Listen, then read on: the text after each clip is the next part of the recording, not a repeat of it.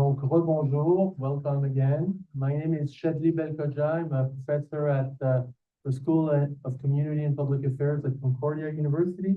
And it's my pleasure to welcome this morning Magali Bessone, Université de Paris, Panthéon, Sorbonne. And Magali will present a paper titled Specters of Haiti, Epistemic Reparation in a Post-Colonial Context. Thank you. Thank you very much. Thank you, Amandine, Veli, for this beautiful conference. And thank you for allowing me to be part of it. So in the 2007 book she co-edited with Nancy Tuana, Race and Epistemologies of Ignorance, Shannon Sullivan contributed with a chapter entitled White Ignorance and Colonial Oppression, or Why I Know So Little About Puerto Rico. I almost entitled my talk, White Ignorance and Colonial Oppression, or Why We Know So Little About Haiti. In a similar vein, I believe that our ignorance about Haiti is a core epistemic problem that is centrally connected to our racial context and colonial context. But I believe that it needs to be addressed in terms of reparative justice. So, of course, the perimeter of the we, when I said our ignorance, would need to be rigorously addressed, and I cannot do it here, but I can situate it here between two spheres. One would be the epistemic sphere of what Kant calls the public in what is enlightenment, that is the entire literate world, that is us, academics. And the other sphere would be the socio-political contemporary French sphere, and to a lesser degree, the US public opinion sphere. And these are the people I'm talking to. My aim here is to argue that several forms of epistemic injustice that have been plaguing Haiti since its birth need to be repaired, both for epistemic and for socio-political reasons. That is, both for the sake of respecting Haitians as equal knowers, or what Du Bois called co-workers in the kingdom of culture, and because changing our French and US doxastic architecture about Haiti is key to providing motivational reasons to engage with much needed political, legal, and economic reparations toward Haiti, and hence try to at least start to aim at realizing greater global racial justice. So after briefly recalling the Haitian situation and its historical roots, I'll present how the idea of Haiti has been ideologically distorted. And I'll focus on two mechanisms, silenciation and exceptionalization. I'll show how they combine to produce a specter of Haiti, which has come to obfuscate and cover the real Haiti, making it unknowable. And I'll argue that knowing Haiti and recognizing Haitians as knowers is an indispensable primary epistemic reparative step to move forward toward global racial justice. So epistemic reparations are key to reparative justice, which I understand in a Millsian perspective as a radical non-ideal theory of justice capable of motivating us all to effectively moving toward racial justice in our real historical circumstances. And I suggest that repairing the idea of Haiti could prove a decisive shifting case in this momentum. So in April 2024, William O'Neill, High Commissioner's expert on the human rights situation in Haiti, commenting in Paris on a report that had just been released, characterized the situation in Haiti as catastrophic, even apocalyptic. The level of violations of human rights, violence, fear has reached unprecedented levels in the past few months. The statistics of killings, kidnappings, sexual violence, and abuse from gangs are both terrifying and numbing, he says. In the absence of any basic rule of law, food insecurity, epidemics, massive internal forced displacement have been caused by the systematic violations of rights strategically used by gang members to terrorize the population. Prime Minister Ariel Henry, who was acting president, resigned on April 25th, 2024, when a transitional presidential council of 9 members has been officially sworn in. So there is hope that this may change the situation. But first, the authority of a state that William O'Neill described as phantom must be restored. Tackling violence and insecurity is an urgent priority. but the roots of the enduring crisis need to be addressed to ensure for a steadier future. And when we look for these roots, what appears is that Haiti seems to be a country in the grip of endemic decay. The crisis into which it has been sinking since 2021 is often presented as only the latest tragic episode in a situation of extreme violence, widespread corruption, institutional instability, and chronic poverty that seem to have characterized the country since August 1791. That is when the enslaved population of Saint-Domingue revolted against the French white planters. So in this public narrative about the inescapable spiral of political, economic, and social failure of the former French colony, two elements are often absent, that is actively ignored, and they are only beginning to surface these days in France. First, the economic weight of the debt that France imposed on Haiti in 1825. And second, the recognition of Haitian sovereignty by France, again in 1825, and by the US only in 1862. France traded the recognition of the independence and sovereignty of its former colony against an indemnity of 150 million gold francs. Recognition of independence was thus conditional on Haiti's economic subordination.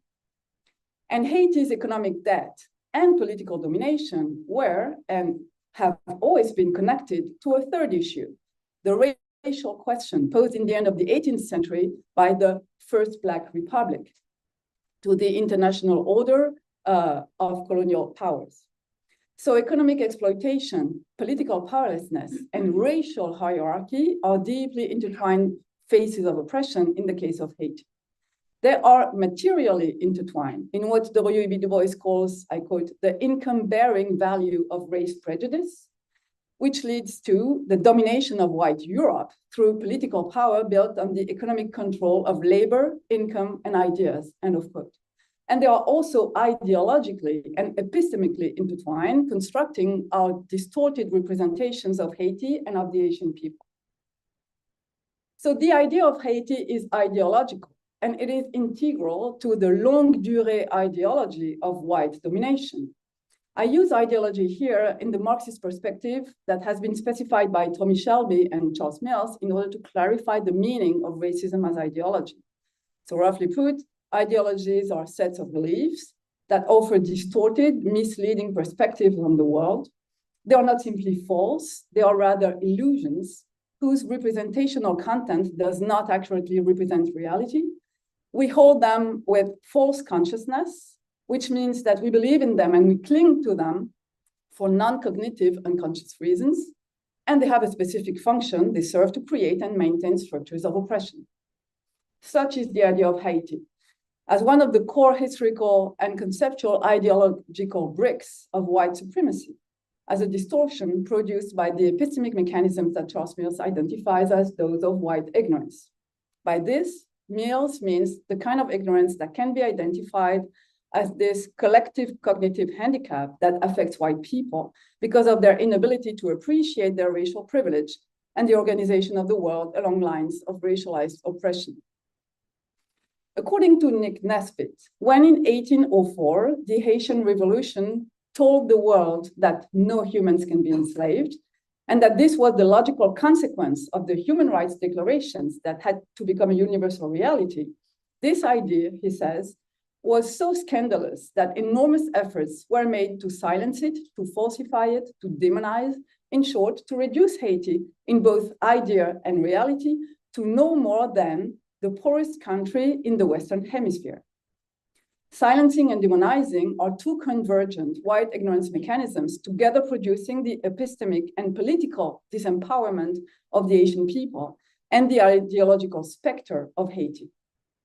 Silencing operates in two ways. First, Haitian individual thinkers have been forgotten, neglected, or only read as minor peripheral counterpoints of French and Anglo-American authors who were the real central theoretical references. And I cannot, we can talk about it later, but I'll only mention here Pompée Valentin Vastet, known as Baron de Vastet, who was a politician, historian, and private secretary to Henri Christophe, recently brought out of oblivion by Marlene Dodd. So Vaste, with others, should be recognized, discussed, and taught as part of an effort to deparochialize the European canon of enlightenment and philosophy more generally. Producing a more inclusive canon is the first dimension of epistemic reparations, but it is only a first step. And second, silencing also operates in making the Haitian Revolution as collective praxis ignored in global history. Again, I'll only focus on one point here. As the Haitian philosopher Adler Camillus reminds us, Frantz Fanon writes in chapter 7, section The Black Man and Hegel of Black Skin, White Masks, I quote, "There is no open conflict between the white and the black. One day, the white master recognized without a struggle the black slave." So Fanon purely and simply erases the Haitian Revolution from his existential Hegelian and political Marxist narrative of the process of emancipation of Black and colonized people. In her book, Hegel, Haiti, and Universal History, Susan Buck Morse, remarking that for over 200 years, the topic Hegel and Haiti has been ignored, states in a footnote, I quote, "Martinique-born Fanon would perhaps have been the closest to seeing the connection between Hegel and Haiti, but it was not his concern." And in fact, Fanon's enormously influential critical work simply mentions Saint-Domingue once in Black Skin, White Masks, and Haiti twice in an article published in 1958 in El Mujahid, posthumously reprinted in Pour la Révolution africaine in 1964. In the paper, Fanon explores the possibility of a new Caribbean federation, and he evaluates and compares the different strengths and potential connections between Anglophone and Francophone islands in the region. Haiti is mentioned once to insist on its intellectual, vigorous renaissance, and the second time is a little deceptive because Fanon writes, I quote, "Haiti is the product of the separation of the former French colony of Saint-Domingue into two parts. The Dominican Republic in the east, where the whites are grouped together, Haiti in the west, where the people of color live." So the revolutionary process is reduced to the product of a separation.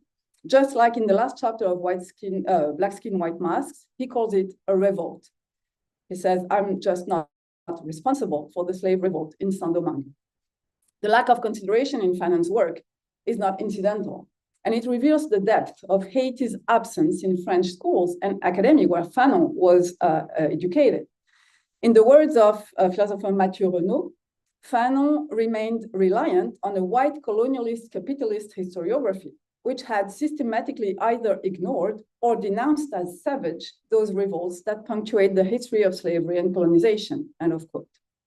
So despite the publication of C.L.A. James' The Black Jacobins, of which Fanon owned a copy in French translation, the idea of Haiti as a racial decolonial model, or maybe even an anti-model, was not available, neither in Martinique nor in revolutionary Algeria, within the theoretical, normative, and political framework of decolonial revolutionaries and independence fighters. Moreover, this omission expands in Fanonian secondary literature, where Haiti is a virtually non-existent theme.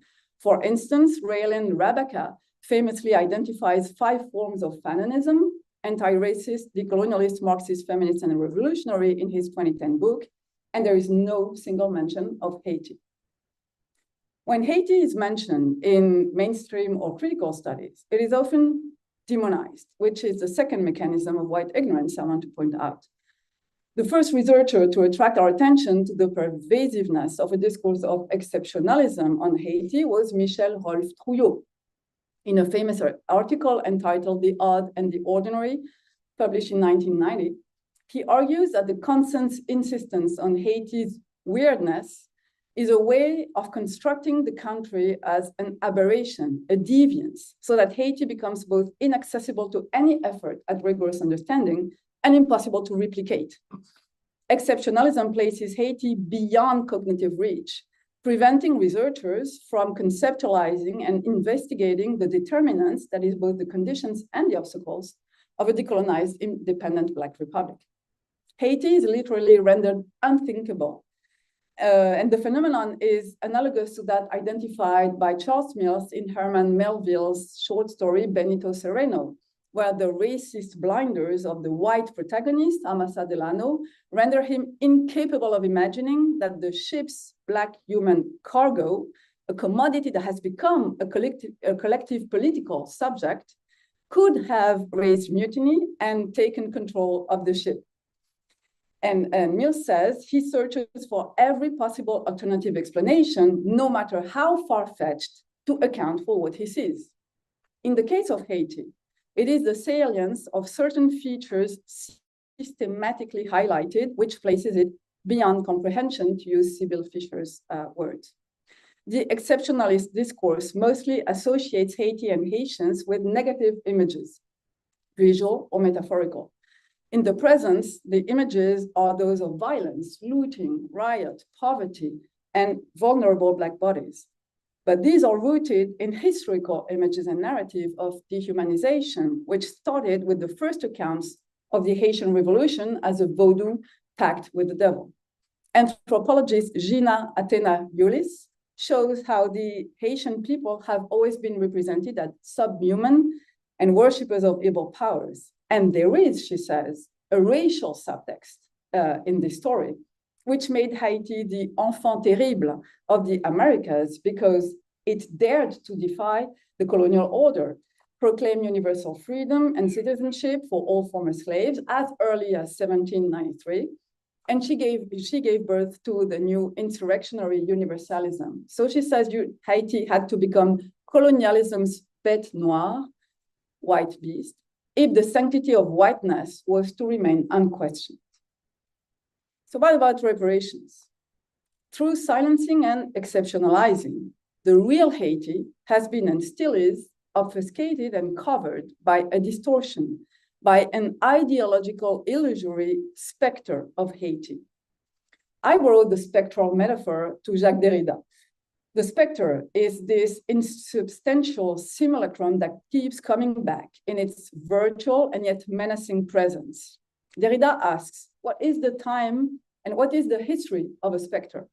Is it the difference between a past world for which the specter represented a coming threat and a present world today where the specter would represent a threat that some would like to believe is past and whose return it would be necessary again, once again in the future, to conjure away.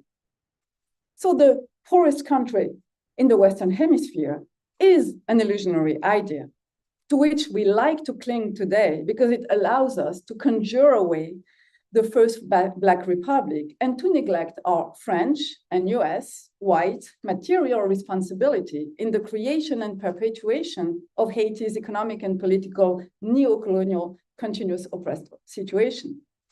The idea of Haiti is a core element of the ideology of white supremacy that has been all the more pervasive since 1791 that it had been threatened by the sudden possibility of a Black Republic. And the racial issue, our racial privilege, is still the continuous motivational reason for not addressing, let alone repairing, the structural injustices that have their roots in the odious debt and denial of sovereignty. Redressing our idea of Haiti, understanding the mechanisms that led to the illusion and correcting the mechanisms is therefore key to engaging in reparative racial justice. In 1916, at the beginning of the US occupation and mandate, Du Bois pleaded for Haiti's political and economic independence in the name of reparative racial justice. He wrote to President Wilson on August 3rd, I quote, "Haiti is not all bad. She has contributed something to human uplift, and if she has a chance, she can do more. She's almost the sole modern representative of a great race of men among the nations. It is not only our privilege as a nation to rescue her from her worst self, but this would be, in a sense, a solemn act of reparation on our part for the great wrongs inflicted by this land on the Black race." So Du Bois views rescuing Haiti as enacting global racial reparations, both in their expressive dimension, that is, it would mean solemnly, publicly recognizing the racial injustices of the past, and in their material, economic, and political dimension. As we know, his call remained unheard, and this is why over 100 years ago, later, we, that is academics and the wide French, US, and public opinion, still have an epistemic, moral, and political obligation to engage in reparative justice toward Haiti. Epistemic reparations are needed for epistemic and sociopolitical reasons, because fighting against ideology is never only ideational, but it's always also material in scope.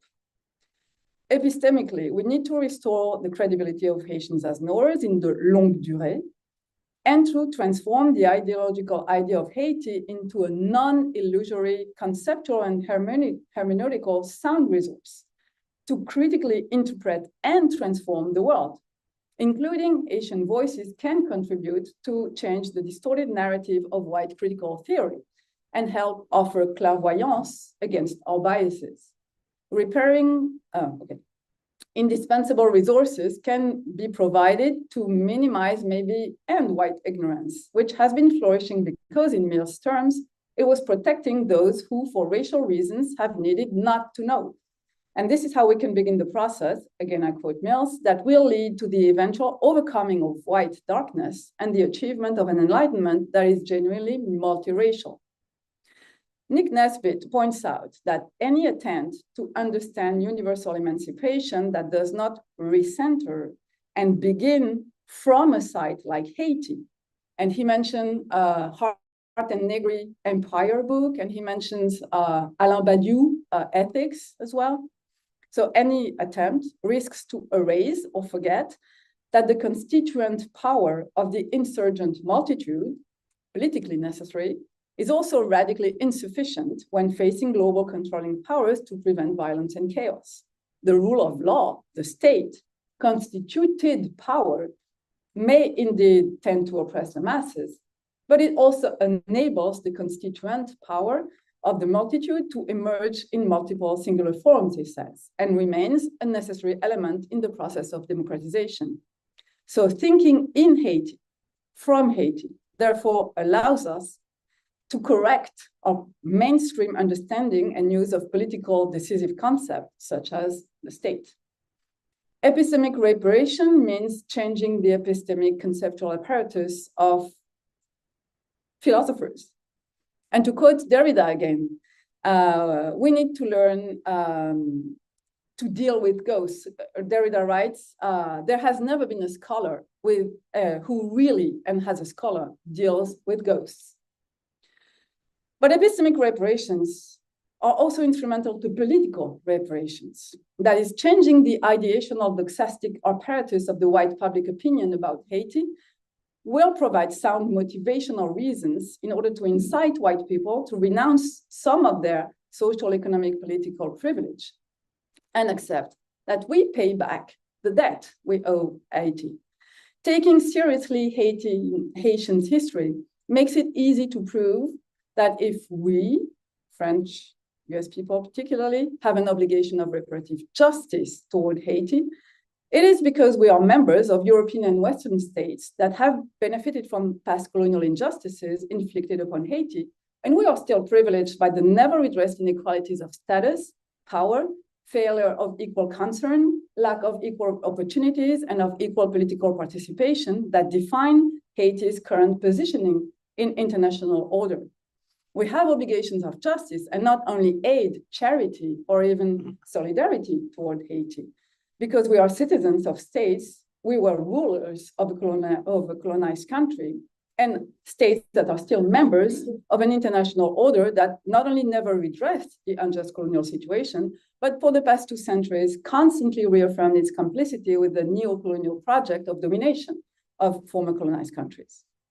So the usual argument that rejects such reparative justice obligations on the pretext that they rely on risky counterfactual narratives, unable to prove with enough certainty that there is a causal or structural relationship between the colonial crimes of the past and the unequal situation of the present, these narratives are particularly untenable in the case of Haiti.